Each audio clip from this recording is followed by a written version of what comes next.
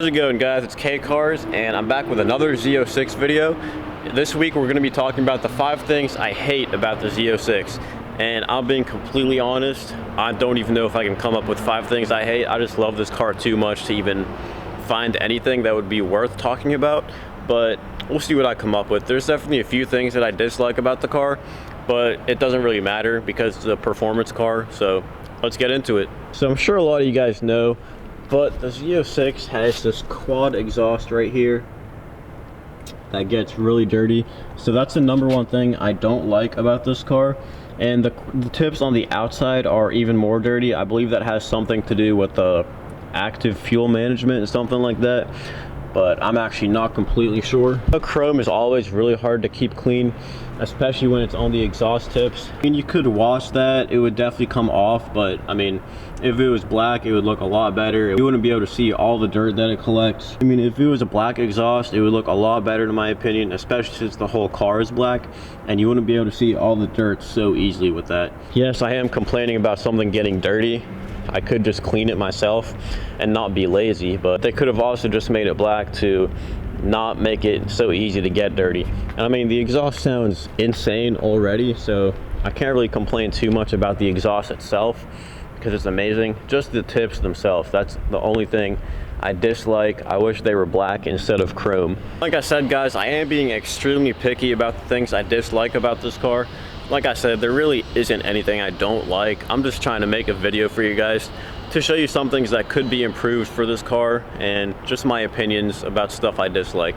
So let's move on to the second thing. #2 has to do with the trunk. So I don't like the fact that there's nowhere to actually open the trunk from the back. On the Dodge Challenger, there's a button on the trunk that you just press and it opens up right there. But I can't find anything like that on here. I don't think there is an actual trunk release button on the trunk. So in order to actually open up the trunk, you have to either have the key fob, which is right here. So one way to open up the trunk is to hold down the trunk button on the key fob. So hold it down, it opens up just like that. Other way to open the trunk is to use the button on the inside right here. So click that button and it opens right up. But once you actually have the trunk open, it's not a problem. It's amazing, it has a bunch of space. As you can see, I have all my camera gear in the back right here, and there's still a lot of room inside the trunk. One other complaint that I do have that also has to do with the trunk is there's nothing to actually like hold your stuff in place. So like if you're driving, this stuff is going to be flying around a lot. And also the roof, the removable hardtop, actually fits right inside the trunk, which is really useful if you want to go ahead and take that thing off. And also I did realize there is a place to open the trunk from the outside. Not sure how well you guys can see that, but you actually do need the key, and it just goes right into that hole, which is right above the license plate. So you put the key in there, turn it, and the trunk opens up. But that's only kind of for emergency situations, because once you do that, there's a handle right here. I'm not sure how well you guys can see that, but you pull that and it releases the driver's door. So for example, if your battery is dead, you can't open the car at all, you would use that method to get inside and open the doors, because the handles are all electronic. Something else about the trunk is the way you close it. So you close it, I'll just let it go right here. You can see it closed, no problem. Let's go ahead and open it up, but this time the doors are going to be closed, and you'll see it's not going to close on its own. So just let it go right here, and you see it didn't close. You actually have to press it down, and that probably has something to do with the air pressure on the inside of the car. So if both doors are closed, you will have to manually push the trunk to close, which, I mean, it's not a big deal at all. It's just something about the car. Let's move on to #3. This car is really uncomfortable. So I mean, in the city, it's great to drive around, it's great to cruise around. You can cruise around on A1A right here, no problem. It's a lot of fun, but let's see how I actually get into this car. So you really are kind of sitting on the ground in this car. You definitely have to like bend down a lot to actually get inside the car. I kind of want to compare it to a McLaren. I've never been in a McLaren. I'm pretty sure they're a lot harder to actually get in and out of. But this car is extremely low. a lot lower than I'm used to. It makes like Challengers seem high off the ground. Like, I'm not even exaggerating that at all. So that's kind of like a love-hate thing about this car, is that it's really low to the ground, so it's really uncomfortable to get in and out of. That's also something I love about this car, is that you're so low. But the main point is the comfortability of this car. It's really uncomfortable if you're gonna be driving for, I'd say, half an hour or longer. At least that's how it is for me. Whenever I went to pick this car up down here in Florida, I adjusted the seat the way that I like it, the way that I thought would be comfortable. And after about half an hour of driving, my lower back was killing me. I had to keep like sitting up, like adjusting myself. And I mean, the seat was adjusted just right for me. At least I thought it was. There wasn't anything I could do to make it more comfortable. Yeah, this seat does not have the competition seats. So I imagine the comp seats would be even more uncomfortable, but I mean, they would be like more snug, they would keep you in better, which I definitely would prefer to have the comp seats over these like standard seats, which these are probably more comfortable, but it's a performance car. You don't buy it for the comfort or luxury, you buy it for the performance, which is what the comp seats are for. And why this car is so uncomfortable is because it's a performance car, not a Bentley, not a Rolls Royce, nothing like that. It's made to go fast and not be comfortable or luxurious at all. So that's number 3, is it is very uncomfortable if you're gonna be driving for more than half an hour. But cruising around, it's amazing, it's very comfortable. If you're just getting inside it, there's no problems at all. All right, so moving on to number 4. Number 4 is kind of gonna be like another thing like number 3. So like I said, this car is not a luxury car. It's not made for comfort or to look good on the inside, I guess. It's made for performance, and that's what it's great at. So number 4 is gonna be that it kind of feels pretty cheap on the inside, but comparing to the C6, it's a huge upgrade. So the C7 looks a lot better. I love the steering wheel. I love the way it looks on the inside. It's just that the materials on the inside feel a little bit cheap. As you can see, it's kind of like cheap plastic sounding.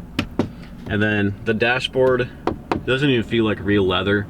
I don't know if it's supposed to be or not, but it does have stitching, which looks cool, but feels cheap as well. Steering wheel looks really good. Of course, the leather feels a bit cheap, but then you got the carbon fiber, which kind of makes up for it in my opinion. And then a flat bottom also looks amazing. So I mean, the interior isn't like too bad. I mean, there's really not much space in here, but like I said, it is a performance car, not a luxury car. But the main point I'm trying to make here is that the materials on the inside just kind of feel cheap. This part right here isn't too bad. That's pretty cheap right there. The gear shifter isn't too bad, but like this whole part and the dash seems pretty cheap. So like, just like knocking on all that stuff, it sounds cheap. Doesn't look too cheap, except for the fake looking leather on the dashboard. It doesn't feel like leather either. Like, I'm trying to press on it, and you know how leather is supposed to be kind of soft, like on the seats? Well, it's like hard. I mean, the seats feel good. They feel like real leather here. And then the Alcantara actually feels really good. That's one thing I love, is the Alcantara. I actually wish this steering wheel was Alcantara, because I would probably prefer that over this cheap leather stuff. This plastic down here also feels a little bit cheap. I mean, it's just plastic, so you can't really expect much from it, but I wish it would just like feel a little bit better, I guess. Like, the performance makes up for all this stuff because it is a performance car, like I keep saying, but I wish the interior would have been a bit nicer, because I feel like the interior on the Challenger is, I don't want to say this, but I feel like it's less cheap than this Z06. So that is, I believe that was number 4, is the interior is kind of cheap. But then again, like I said, it's a performance car, not a luxury car. Moving on to number 5 is actually the infotainment system. So let's go ahead and start up the car so I can show you guys what I mean.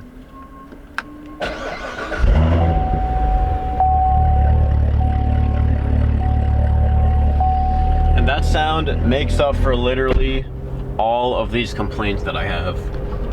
So What I mean by the infotainment system is that it's very laggy. Now, I'm used to the infotainment system, the Uconnect system that Dodge Challengers have, which is very good. It's kind of like iPhone responsive.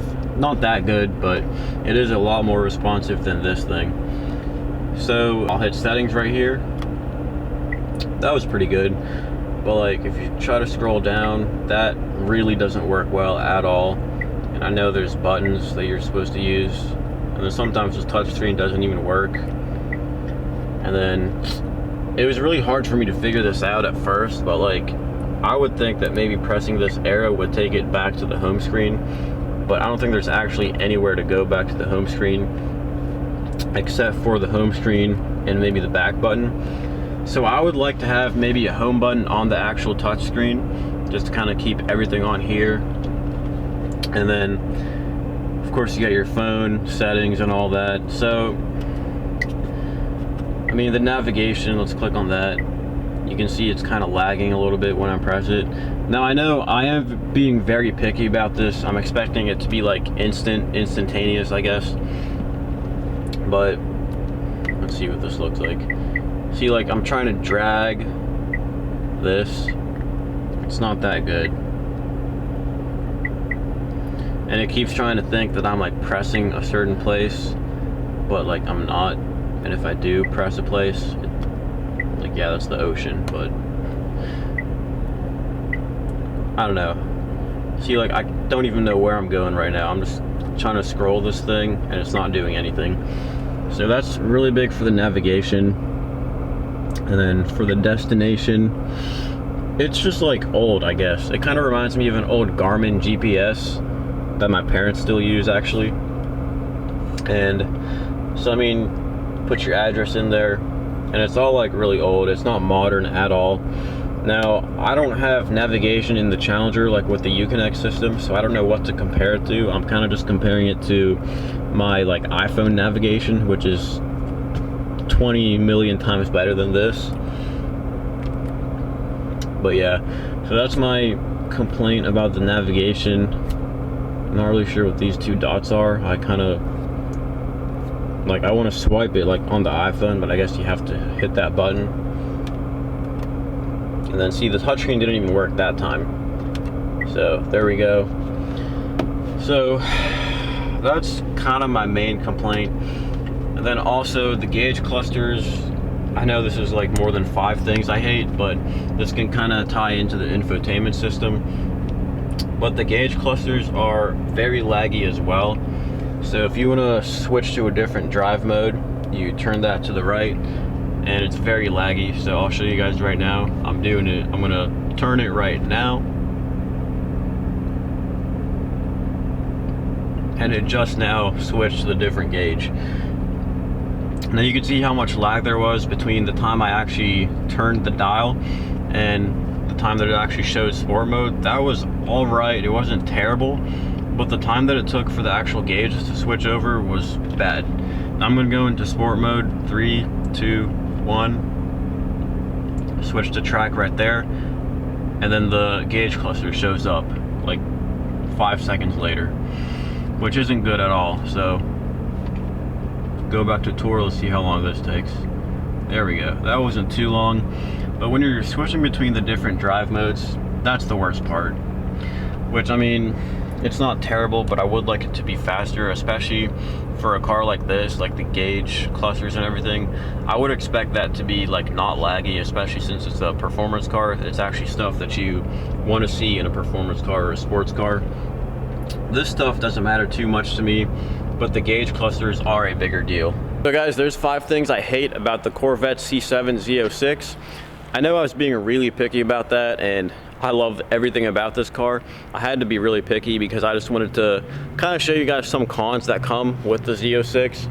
And I mean, most of the stuff doesn't even matter for this car, because stuff like the comfortability of the car and the infotainment system, that wouldn't bother me at all if I actually owned this car, because I would be buying this car for the performance, not to listen to music, not to like use the infotainment system or anything like that.